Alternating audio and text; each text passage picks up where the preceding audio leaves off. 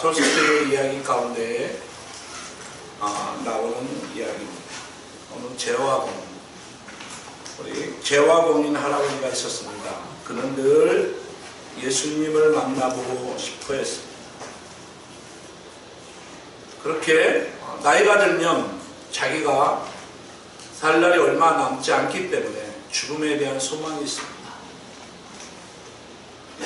있음에서 없음의 세계로 들어가는 세계이기 때문에 하나님에 대한 소망이 있습니다. 그 소망이 너무 간절해지기 때문에 어느 날 꿈속에서 예수님이 나타나서 내일 내 집에 가겠다고 했습니다. 구도장의 할아버지는 대단히 기뻐서 음식을 차려놓고 예수님을 기다렸습니다.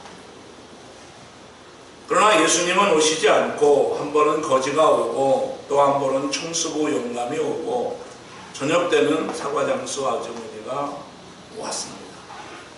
그들은 모두 그 추위에 떨고 있었고 가난한 사람들이었습니다. 구두방 할아버지는 불쌍하게 생각해서 예수님을 위해서 준비했던 그 음식들을 그 사람들에게 먹였습니다. 기다려도 오시지 않는 예수님을 위로하고 그 구두방 할아버지는 잠자리에 들었습니다.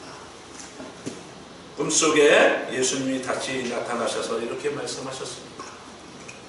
나는 오늘 너희 집에 3번이나 가서 3번 다 대접을 참 잘 받았다.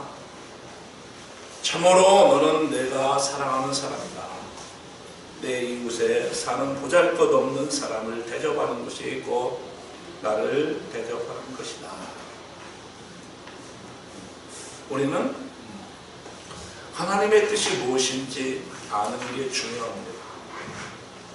우리가 예수님을 믿어도 하나님의 뜻을 따라서 예수 믿는 게 중요합니다. 오늘은 정말 꿈에 대해서 우리가 함께 나누고자 합니다. 꿈에는 2가지가 있습니다. 하나는 자기가 세운 꿈이 있고 하나는 하나님이 주신 꿈이 있습니다. 자기가 세운 꿈은 자기가 목표와 계획을 세워놓고 하나님 앞에 도와달라고 기도하는 사람들입니다. 그러나 하나님의 꿈은 하나님께서 세우신 목표와 계획을 깨닫고 그 하나님의 그 계획하심에 참여하는 사람들입니다. 우리 그리스도인들은 하나님의 꿈에 참여하도록 부르심을 받은 사람입니다. 우리 그리스도인들은 모두 예수님을 인생의 주인으로 모시고 살아가기 때문에 그렇습니다. 그래서 우리 그리스도인들에게 예수님은 나의 주인이 되시고 그리스도인들은 예수님의 종입니다. 계획과 목표는 종들이 세우는 게 아니고 주인들이 세우는 것입니다. 종은 주인이 세운 계획에 참여하는 사람들입니다. 많은 그리스도인들은 참된 꿈을 이해하지 못합니다. 자기가 생각하는 비전을 위해서 인생을 살아가고 있습니다. 이러한 삶의 태도는 하나님의 관점에서 볼 때에 의미가 없는 것입니다. 자기 생을 세우는 사람에 불과하기 때문에 그렇습니다. 인생을 낭비하는 것에 불과합니다. 다시 말해서 인생을 소모하는 것입니다. 진짜 꿈은 하나님에게서 시작되는 것입니다. 우리는 하나님께서 시작된 꿈에 참여하는 사람입니다. 이것이 참된 꿈을 품는 기본적인 원리입니다. 그 일을 잘 우리에게 보여주신 분이 있으니 그분이 예수님이십니다. 그분은 하나님의 아들이셨지만 스스로 자기 일을 행하지 않으셨습니다. 예수님이 하신 모든 일들은 하나님 아버지께서 먼저 시작하신 일이고 예수님은 하나님 아버지께서 행하신 일을 보고 그 일에 참여했다고 말씀하십니다. 다시 말해서 예수님은 스스로 계획을 세워서 일하지 않으셨습니다. 철저하게 하나님의 뜻을 구했습니다. 하나님의 방법을 구했습니다. 수없는 상황들이 예수님이 하나님의 계획에 참여하는 것을 방해했습니다. 참여하지 못하도록 유혹했습니다.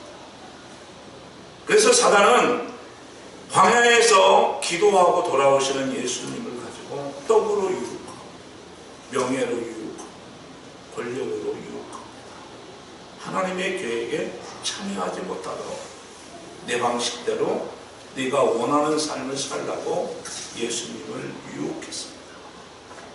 예수님은 철저하게 그 사단의 유혹을 저항했습니다. 예수님은 항상 하나님 아버지께서 행하시는 것을 보시고 그 일에 참여했습니다. 우리 그리스도인들은 예수님께서 사신 삶을 우리가 살아가야 하는 것입니다. 그게 예수님의 꿈은 예수님 자신에게서 나온 게 아니고 하나님에게서 나온 꿈인 것입니다. 예수님에게는 스스로 꿈을 계획하거나 행하는 것이 없습니다. 예수님은 그저 하나님의 계획에 하나님의 뜻에 따랐을 뿐입니다. 우리는 하나님의 꿈에 참여한 사람들을 그래서 사장이라고 부르지 않습니다. 하나님의 꿈에 참여한 사람들을 우리는 CEO라고 부르지 않습니다. 하나님의 꿈에 참여한 사람들을 우리는 일꾼이라고 부릅니다. 하나님의 일꾼은 몇 가지 특징이 있습니다. 먼저 현재 하는 일이 이루어지지 않을까 걱정하지 않습니다. 하나님의 일꾼은 그것이 이루어지든 안 이루어지든 내가 그것은 관여할 바가 아닌 것입니다. 왜냐하면 그 일의 주체가 하나님이시기 때문에 그렇습니다. 하나님의 일꾼들은 하나님께서 시작하신 일이기에 하나님께서 이루실 것을 확신합니다. 또 능력이 부족한 것도 염려하지 않습니다. 그 일에 필요한 모든 능력을 그 지혜를 하나님께서 공급해 주실 것을 믿기 때문에 그렇습니다. 또 여러 가지 부족한 거에 대해서도 염려하지 않습니다. 왜냐하면 우리의 필요 역시 그분께서 아시기 때문에 그렇습니다. 여러분, 지금 여러분과 지금 나누는 그 이야기의 주인공이 요셉입니다. 요셉은 어떤 사람입니까? 요셉은 하나님의 꿈에 참여한 사람. 요셉이 고난을 이길 수 있었던 것도 현재 하는 일이 이루어지지 않을까 걱정하지 않았습니다. 요셉은 하나님께서 시작하신 일이기에 하나님께서 이루시기를 확신했습니다.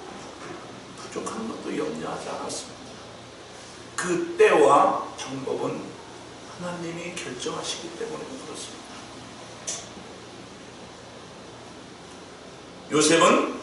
그래서 요셉의 고난은 하나님께서 쓰시기에 아주 적절한 일꾼이 되기 위한 학습 과정이었습니다. 하나님이 일꾼이 해야 할 일은 오직 한 가지입니다. 그냥 하나님이 행하시는 일에 순응하는 것입니다. 이것이 하나님의 비전에 참여한 사람들의 참된 일꾼의 모습입니다. 오늘 참 여러분들과 중요한 이야기를 나누고 있습니다. 삶의 방식에 대해서 말하고 있습니다.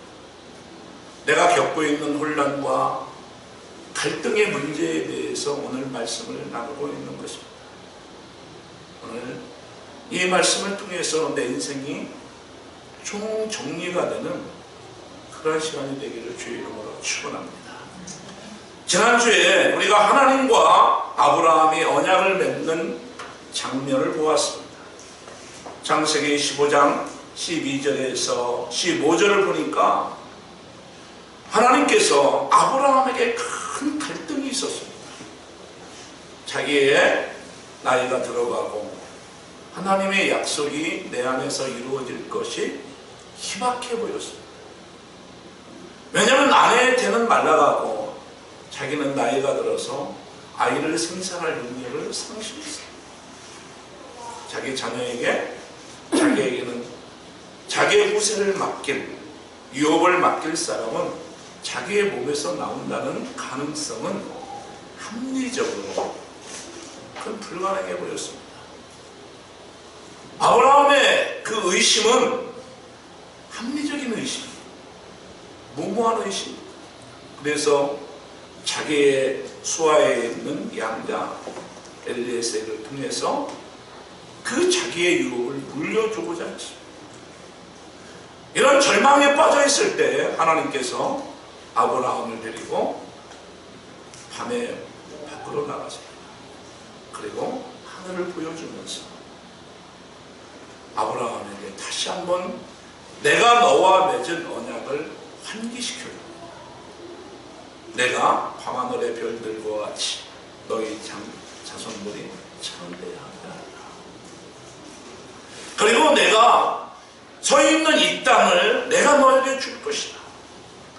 큰 민족을 하고 민족을 이루게 할 것이다. 이렇게 약속을 해주십니다. 그럴 때 아브라함이 그것을 믿을 수가 없어요. 그게 현실적이지 않아요. 지금 그런 일이 가당해 보이지 않아요. 그래서 아브라함이 하나님에게 증거를 요청하죠. 그때 하나님께서 아브라함에게 짐승 5마리를 준비하라고 합니다. 여러분 기억하십니까? 암소와 또 염소와 양과 산비둘기와 집비둘기 새끼를 구하라고 얘기하죠. 그리고 짐승을 이렇게 갈라놓는다. 아브라함을 잠들게 하십니다. 잠들게 하셔서 뭐라고 얘기하십니까? 우리가 15장 13절에서 14절을 보면 여호와께서 아브라함에게 이르시되 너는 반드시 알라. 내 자손이 이방에서 객이 되어 그들을 섬기겠고 그들은 400년 동안 내 자손을 괴롭게 하리라. 그들이 섬기는 나라를 내가 징벌할지며 그 후에 내 자손이 큰 재물을 끌고 나오리라. 하나님께서 아브라함에게 그 언약의 약속을 이렇게 보여주셨습니다. 그리고 하나님께서 그 횃불 언약을 통해서 저 짐승들을 다 태우십니다. 다시 말해서 이 짐승들을 태운다는 것은 무엇을 얘기합니까? 내가 너와 맺은 언약을 반드시 지킬 것이다. 확신을 심어주는 것입니다. 그리고 나서 어떻게 됐어요? 4대가 지났습니다. 4대. 아브라함과 이삭과 야곱과 요셉은 4대입니다. 그런데 어쩌면 아브라함과 이삭과 야곱과 요셉은 그 언약의 전승이 그대로 내려가고 있었어요. 그대로 내려가고 있었어요. 참 중요합니다. 아브라함의 유언이 이삭의 꿈이 되고 이삭의 유언이 야곱의 꿈이 되고 야곱의 유언이 요셉에게 뭐가 되는 거예요? 꿈이 되는 거예요. 이게 신앙의 춘대신앙입니다. 그래서 우리는 언약의 백성이라고 얘기합니다. 그래서 우리는 언약의 가족이라고 얘기하는 것입니다. 우리의 삶의 기반은 언약에 세워져 있는 거예요. 상황의 노예가 되지 아니하고 언약의 바탕을 두고 살아가는 거예요. 여러분들의 이 상황이 아무리 힘들다고 해도 아브라함과 같이 희박하지 않습니다.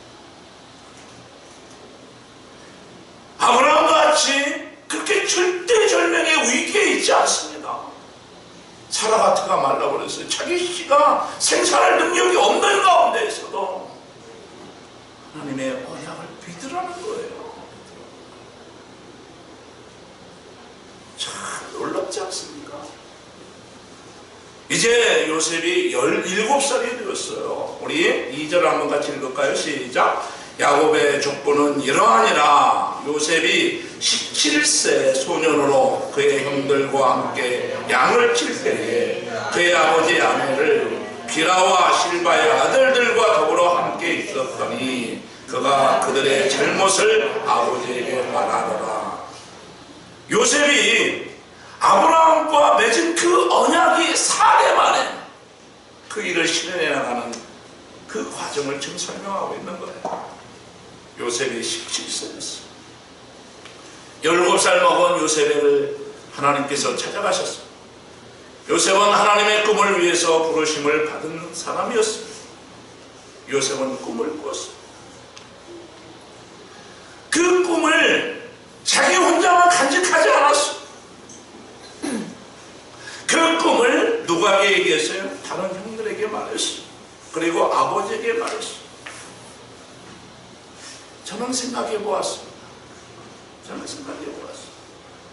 하나님은 그 많은 형제 중에서 왜 하필 요셉에게 찾아가셨습니까? 여러분, 꿈은 아무에게나 주지 않습니다. 꿈을 꿀 수 있는 사람이죠. 꿈은 아무에게 이루어지지 않습니다. 꿈을 간직한 사람에게 꿈은 이루어집니다. 상황 논리에 에서가 팥죽 한 그릇에 자기의 장자직분을 팔아버리듯이 꿈을 간직한 사람은 상황에 자기 꿈을 함몰시키지 않습니다. 팔아먹지 않습니다. 여러분, 이런 말이 있어요. 꿈을 자기 혼자 꿈을 꾸면 이상이 되고 꿈을 달서라고 나누면 현실이 된다는 말이 있어요. 여러분, 요셉은 바보가 아니잖아요. 자기가 미움받는 존재라는 걸 왜 몰랐겠어요? 배가는 형제들에 의해서 갈등 관계가 그 가정이 참 역동이 정말 역동적인 가정이라는 것을 왜 모르겠어요?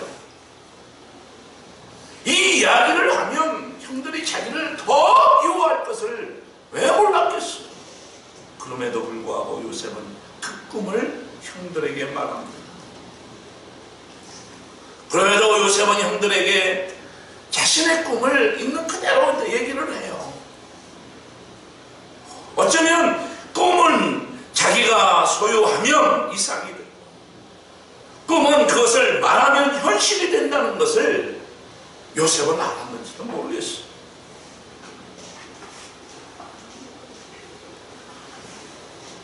이런 요셉의 모습은 너무나 빨리 꿈을 상실하는 시대를 살아가고 있는 요즘의 젊은이들을 생각나게 합니다. 자기의 꿈을 다 현실에 팔아먹어요. 내 꿈이 이루어지지 않아요. 그러나 윈들이나 큰 업적을 이룬 사람들은 현실적인 사람들이 아니고 꿈을 간직한 사람들. 얼마나 무슨지 몰라요. 만약에 요셉이 현실론에 뭉쳤다고 하면 하나님의 언약은 실현될 수가 없었어요. 꿈을 꿀 수 없다면 하나님과 동행할 수 없습니다. 하나님은 어떤 사람과 동행합니까? 꿈을 꾸는 사람과 함께 동행합니다. 하나님의 꿈은 어떤 꿈입니까? 인간이 꾸기에는 너무나도 큰 꿈입니다. 민족을 일으키고 도시를 바꾸고 인류를 구원하는 일이 하나님의 꿈입니다. 하나님의 꿈을 알지 못하는 사람들에게 이것은 가능한 것이 아닙니다. 바울은 이방인을 향한 하나님의 꿈을 알았습니다. 여러분, 우리가 바울 사도가 참 위대한 사람이잖아요. 너무나도 큰 일을 이룬 사람이잖아요. 그런데 여러분,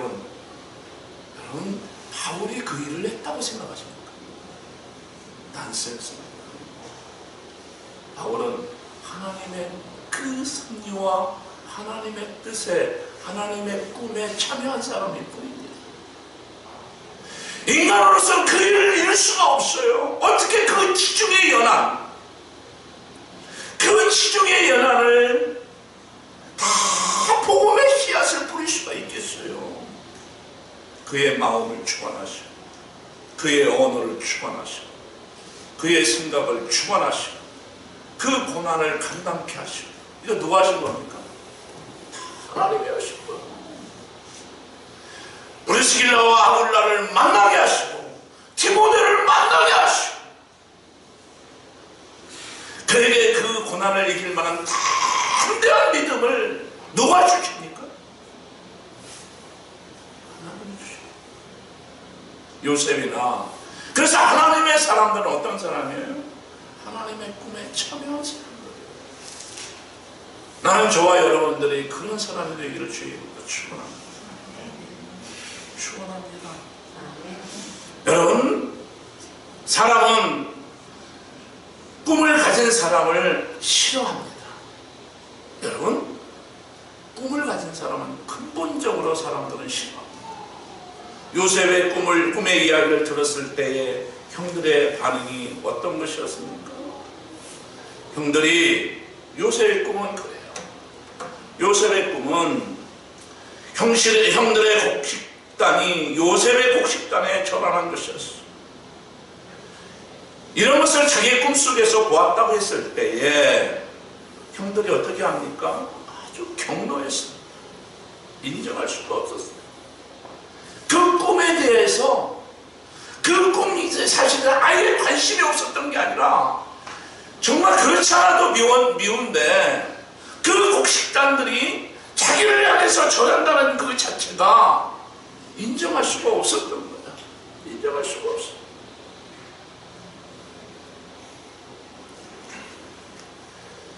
그런데 야곱은 어떻게 했습니다? 겉으로는 어떻게 해요? 야단쳤어요. 해와 달과 별들이 자기한테 전화하니까, 그 형들의 그 자녀들의 분위기도 있으니까 정말 야단쳤지만, 여기 11절에 보니까 그의 아버지는 그 말을 간직해 오더라. 이 말이 참 축적이에요. 할아버지에게서, 야곱은 누굽니까? 할아버지에서 받은 그 언약, 또 아버지에게 받은 그 언약, 자기가 하나님과 맺은, 베델에서 맺은 그 언약, 그 언약에 생명하는 것이죠. 정말 이 아이가 언약의 백성이구나, 언약의 사람이구나, 하나님의 뜻이 이 아이를 통해서 이루어가는 거구나.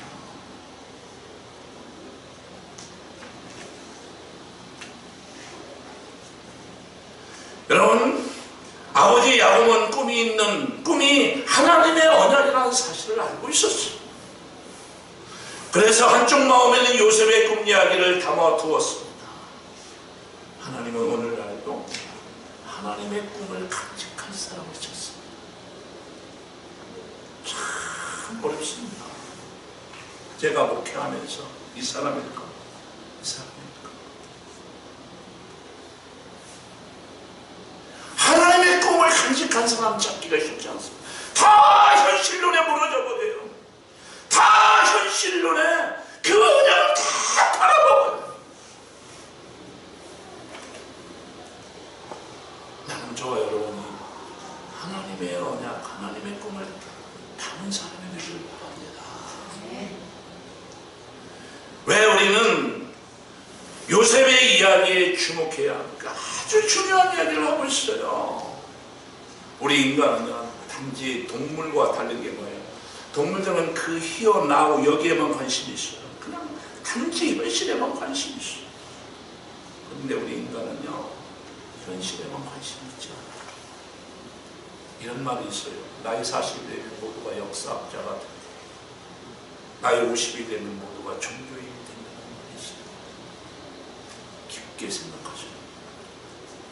왜 역사학자가 되느냐? 내가 누구인가를 찾는 거예요. 나이 나이 30세까지는 현실에만 취업하고 아기 낳고 결혼하고 정말 거기 자기 아성을 쌓는 시간에 모든 것이 몰입되어 있지만 나이 40이 되면 역사학자가 돼요. 촛불을 떨치게 되고요. 내가 누구인가에 대해서 관심을 갖게 돼요. 그리고 미래에 대해서 관심을 갖습니다. 하나님은 과거에 어떻게 일하셨는가?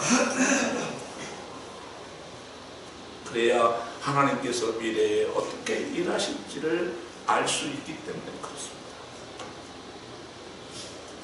우리는 요셉 개인뿐만 아니라 하나님은 요셉을 통해서 어떻게 역사를 이루어 가시는지를 볼 수 있었는데요.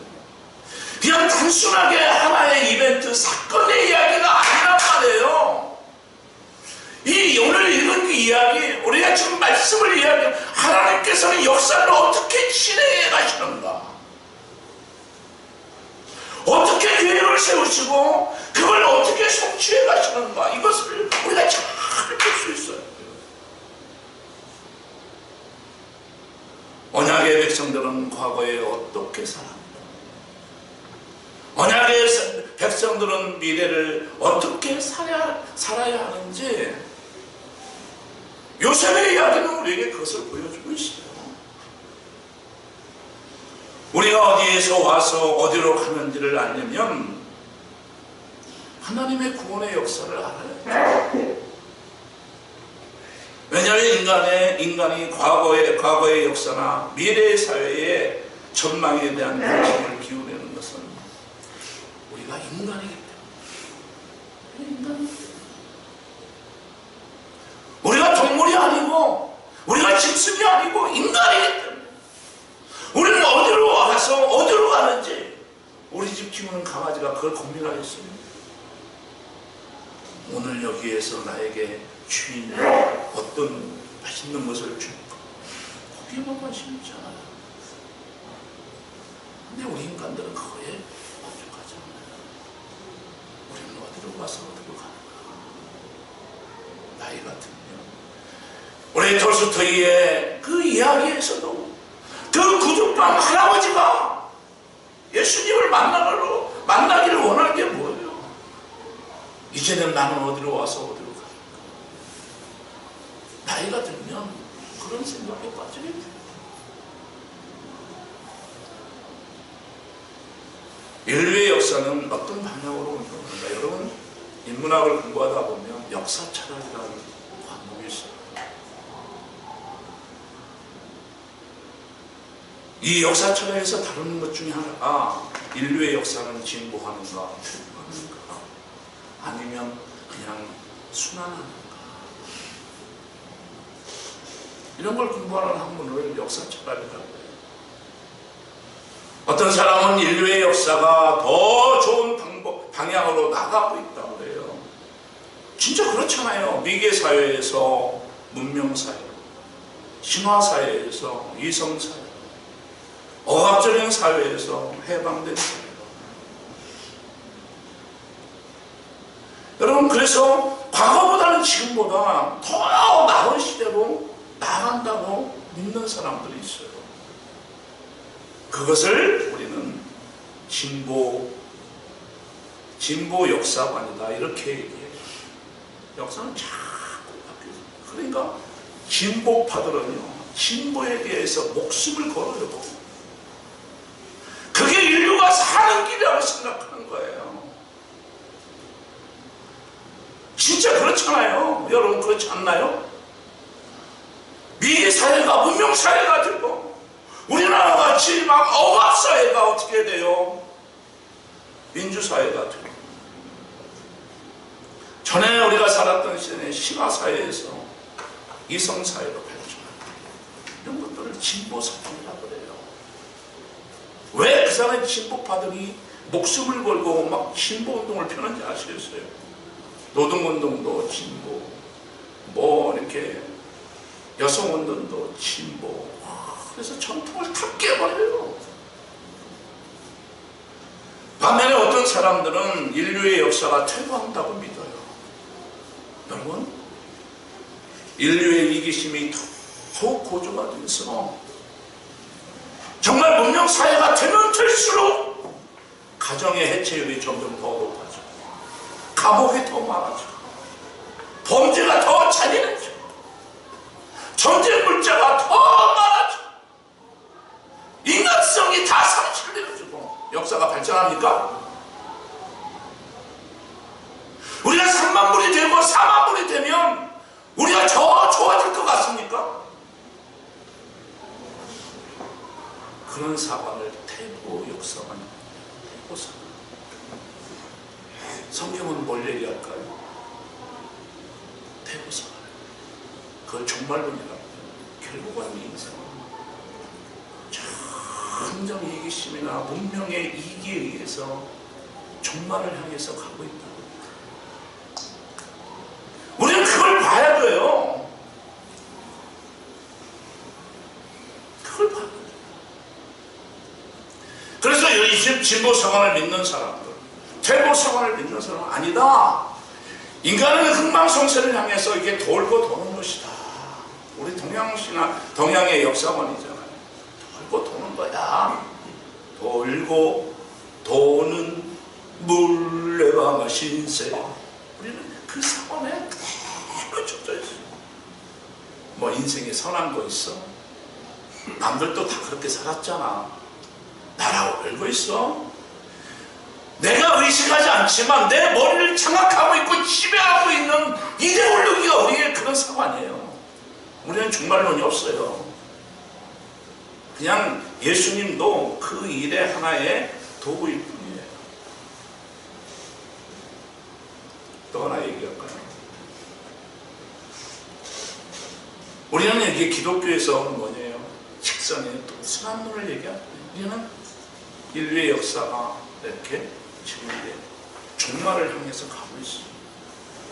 그래서 요한계시록을 읽어야 돼요.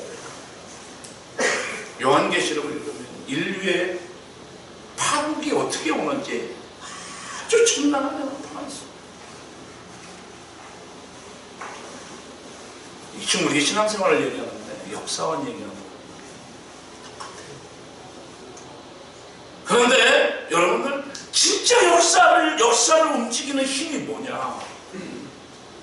역사를 움직이는 동인이 있잖아요. 여러분, 어떤 우리가 자동차가 이렇게 앞으로 가려고 하면 그 어떤 자동차가 앞으로 나가게 할 때에 그 엔진이라는 동력이 있을 때 앞으로 나가잖아요. 역사를 돌리든 뒤로 가든 앞으로 가든 뭔가 동력이 뭐냐, 동력이. 칸트 같은 사람은 뭐라고 얘기해요? 그걸 이성이라고 얘기해요. 인류의 역사의 동임은 이성이다. 아니다. 막스 같은 사람은 동임이다. 물질이다. 그 말을 우리가 지배해요. 뭐예요?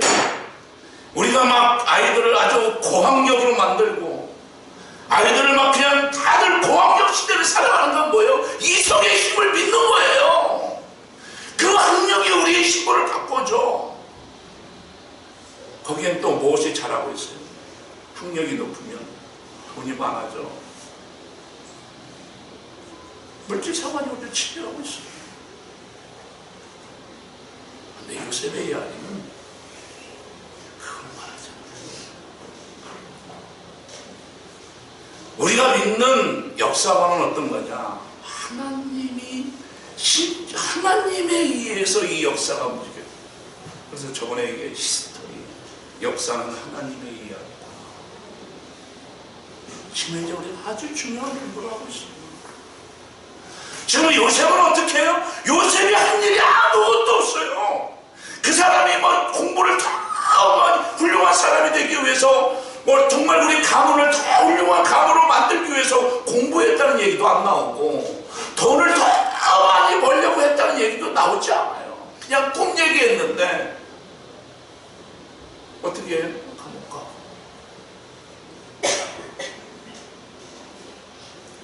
비참한 인생 살아가요. 역사를 우리 성경적 역사가 어떤 거냐? 이 역사를 움직이는 것은 하나님의 신적 역사. 이렇게 되는 거예요.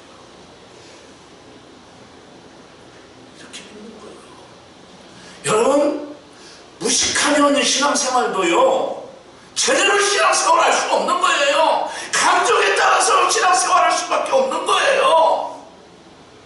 냉철한 이성을 가지고 내가 어떤 역사관을 가지고 있는, 정말 내 인생의 역동을 일으키는 그 힘은 돈에 있는가, 이성에 있는가, 아니면 하나님의 섭리에 있는가? 우리는 요셉의 이야기, 아브라함의 이야기를 통해서 그걸 볼 수 있어야 돼요. 볼 수 있어요.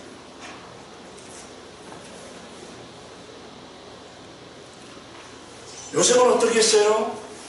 그래서 요셉은 결국은 형들에 의해서 애굽으로 팔려가요. 저는 이 그림을 발견하고 나서 정말 애틋한 마음이 들더라고요.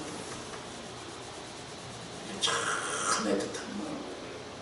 저 요셉의 마음이 어땠을까? 형 좀 살려줘. 형 이러지 마. 형 이러지 마. 형 이러지 마. 형 내가 잘못한 게 없잖아. 왜 나한테 그래? 그럼 빨리 가요. 정말 그 형들은 몰랐겠죠. 근데 사단의 세력은 어떻게 해요? 요셉의 꿈을 좌절시키려고 형을 동원하는 거예요. 사단의 음모예요. 여러분, 교회가 가는 길을 방해하지 마시고 하나님의 진노하시는 그대로 흘러가요. 급기야는 어떻게 해요? 요셉을 갖다가 애굽에 팔아먹은 범죄를 저지르게 돼요. 인간의 돈으로 보면 어떻게 해요? 물거품이 되는 거 같죠? 그러나 보십시오. 참으로 놀라운 반전이 일어나요. 요셉의 꿈을 좌절시키는 형들의 음모가 도리어 그것을 하나님의 꿈을 실현시키는 방편이 되요. 형들은 나를 해하려고 했지만 하나님은 그 악을 서로로 갚으셨습니다. 예수님의 십자가의 삶이에요. 그 악의 세력은 예수님을 십자가에 못 박아가지고 하나님의 꿈을 차지시키려고 했어요. 그런데 그 죽음에서 어떻게 해요? 부활의 역사가 일어나고, 참 역설이죠. 하나님은 형들의 악한 음모를 도리어 선으로 바꾸어서 애굽에 팔린 요셉이 그곳에서 총리 대신이 되게 하심으로 인해서 요셉을 7년 대 키우는것도 야곱의 가정을 구하는 구원자가 되게 하셔요. 얼마나 멋집니까? 그래서 우리 신앙생활은요, 역설이에요. 우리 신앙생활은 반전을 기대하는 거예요. 하만이라고 하는 그 악한 이방민족이 그 유대민족을 다 몰살시키는 거예요.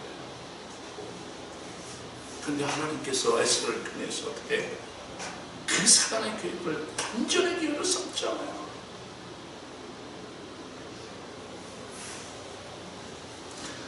여기에서 보듯이 하나님께서 한번 정하신 뜻은 그 누구도 꺾을 수가 없어요. 하나님의 뜻은 반드시 성취돼요. 하나님께서 우리를 부르실 때 우리에게 찾아오신 그 하나님이 요셉에게 찾아가신 그 하나님이라는 거예요.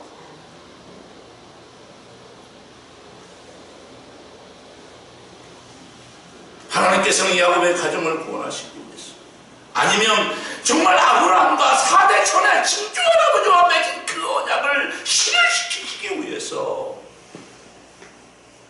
요셉 형들의 악한 뜻까지도 강권적인 섭리로 선용하시는 거예요. 섭리사와요.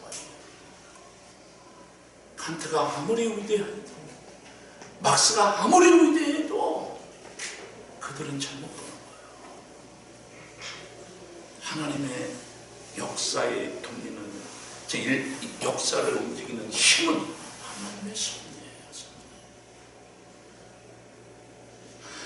당신의 뜻을 방해하려는 인간의 악한 계획까지도 도리어 하나님의 당신의 뜻을 이루는 방편으로 사용하시는 거예요. 깊게 생각해요. 깊게 생각해요. 여러분, 성도의 우리가 요셉 이야기를 통해서 우리는 아주 중요한 두 가지 교훈을 얻을 수 있습니다. 첫째는 인간의 삶과 역사는 하나님의 섭리 때문에 움직인다는 거예요. 요셉은요, 답답할 정도로 소극적인 사람이에요. 어떻게 했어요? 요셉은요, 요셉의 운명은 어떻게 해요? 요셉의 노력에, 요셉의 의지로 이루어지지 않아요. 요셉의 운명은요, 누군가에 의해서 결정돼요. 형들에게 의해서 결정이 되고요. 참 역설적인 것은 요셉의 운명은 보디발의 아내에 의해서 결정되고요. 요셉의 운명은요, 감옥에서 결정이 돼요. 자기의 의지로 이루어지죠. 단지 하루하루 그 언약을 믿고 살아갈 뿐이에요. 그냥 그 운명론을 가지고 있는 사람이 아니에요. 정말 보디발의 집에서도 어떻게 해요? 아주 충실한 일꾼이었어요. 그 감옥에서도 아주 충실한 총무였어요. 우리는 하나님의 섭리를 갖다가 운명론으로 생각하기 쉬운데 그렇죠. 깊게 생각하세요. 우리 청년들 잘 생각하세요. 난 청년들을 게으름 피는 걸 눈으로 볼 수가 없어요. 늦잠 자는 것을 눈으로 볼 수가 없어요. 시간은 하나님이 주신 선물이에요. 눈으로 볼 수가 없어요. 하나님이 주신 시간들이에요. 하나님이 일하시는 시간들이에요. 하나님의 계획은 자꾸 밀려가는 거예요. 여러분들이 게으름 피면.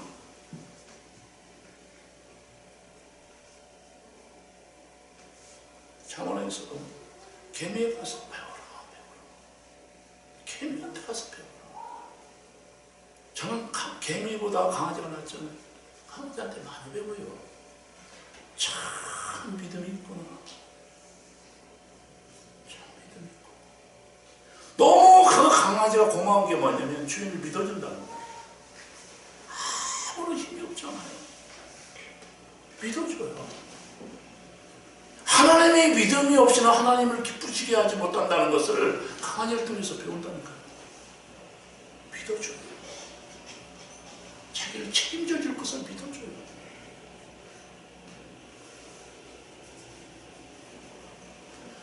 여러분, 이 그림에서 한번 봅시다. 요셉이 보디발의 그 아내의 꼬임은요, 모세에게는 요셉에게는 숨통이에요, 숨통. 기회예요, 기회.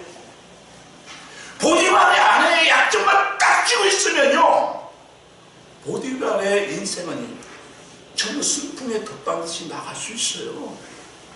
네, 요셉은 거절해요. 안 됩니다. 나는 언약의 사람, 나는 꿈의 사람, 나는 언약을 간직한 사람. 안 됩니다. 하나님을 찬양하셔요. 한 번 더 요셉을 테스트하셔요. 감옥에 요셉을 찾아올 사람이 아무도 없어요. 왜? 타국이니까요. 이 시간은 뭐예요? 모든 희망이 끊어진 그 장소로 하나님이 요셉을 인도하셔요. 그래서 요셉에게 감옥은 모든 희망이 끊어진 시간이에요.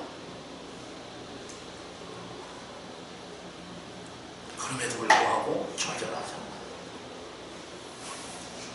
하나님의 테스트가 끝났어요. 요셉을 감옥에서 불러내셔요. 이제 하나님께서 광야학교를 졸업시키는 거예요. 이쯤이면 됐다. 이 광야학교. 어제 오늘 집사님하고도 통화하면서 광야학교. 이스라엘 백성들을 40년 동안 광야학교에 몰아넣고 하나님의 백성들을 훈련시키는, 나는 우리 청년들에게서 그걸 발견해요. 광야학교. 요셉의 그 광야학교를 졸업시키세요. 그걸 불러내세요. 거기서 뭘 배워요? 그러나 거기에서 정말 요셉은 배울 걸 다 배워요. 뭐야? 애굽의 언어를 배우고요, 재정을 배우고요, 행정을 배우고요, 거기에 있는 그 고관 대작들을 다 만나게 하고요. 하나님의 일하시는 우리의 오감을 초월해요.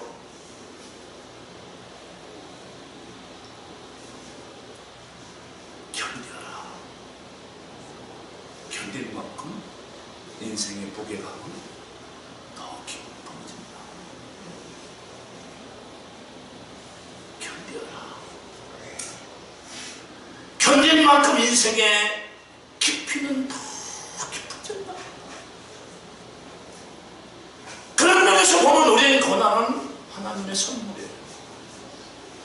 선물이에요.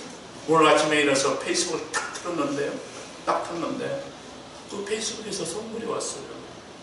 6년 전에 찍은 사진이 탁 떴어요. 아내에게 그걸 보여줬어요. 6년 전에 나의 모습 그대로. 우리 아이들하고 같이 풍림 아파트 살 때 찍은 사진입니다.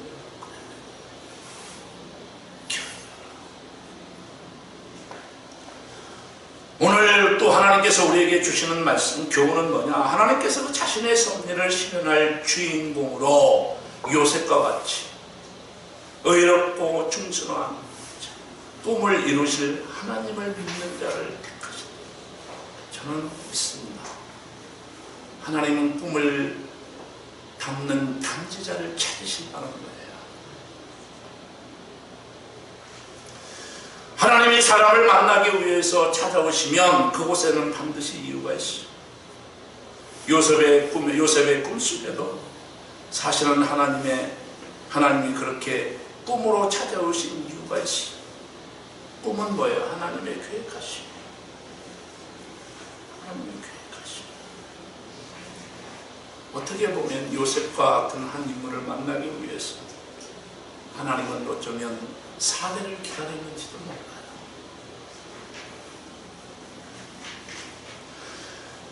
하나님의 사람을 만났을 때 하나님은 자기의 꿈과 비전에 대해서 뭐 얘기해요? 꿈으로 얘기해 주시죠. 예수님이 베드로를 찾아가셨을 때 하나님에 대한 비전과 계획을 가지고 베드로에게 찾아가셨어요. 예수님이 바울 사도를 찾아가실 때 하나님의 비전과 계획을 가지고 찾아가셨어요. 하나님의 꿈은 비로소 4대 만에 이루어져요. 비전의 사람들은 고난의 사람들. 견디어라 그 무게만큼 인생이 깊어진다. 이 얼마나 놀라운 일입니까? 견딜 수 있는 힘은 어디서 나올까요? 믿음에서 나옵니다. 우리가 앞으로 이제 말씀을 쭉 이어갈 텐데요. 전의 말씀과 정말 전의 말씀과 오늘의 말씀이 연결이 돼 도망가지 않아요. 저는 여러분과 우리 교회가 앞으로 새로운 교회가 되기를 바랍니다. 인간으로 맺어진 교회 얼마 못 간다는 거 뼈저리게 느끼고 있습니다. 여러분 말씀으로 세워지고 비전으로 세워지고 하나님이 쓰지 않습니다. 우리 모두가 하나님의 꿈에 참여하는 사람이 되기를 바랍니다. 말씀의 담지자가 되기를 바랍니다. 우리는 하나님의 섭리사관을 굳게 믿는 사람이 되기를 바랍니다. 인생 우리의 역사는 어떻게 간다고요? 되고 간다. 종말론 사상이에요. 더 나아지지 않습니다. 예수 그리스도가 아니면 여러분이 아무리 이성적으로 탁월해도 물질적으로 전에보다 넉넉해져도 가장 행복할 것 같습니까? 성경은 그렇게 그렇게 말하지 않습니다. 하나님이 없는 이성과 하나님이 없는 물질은 오히려 악을 행하기에 유익합니다. 하나님의 성령입니다. 넉넉하게 하나님의 비전으로 무장한 하나님의 씨앗들이 되기를 주의 이름으로 축원합니다. 기도합니다.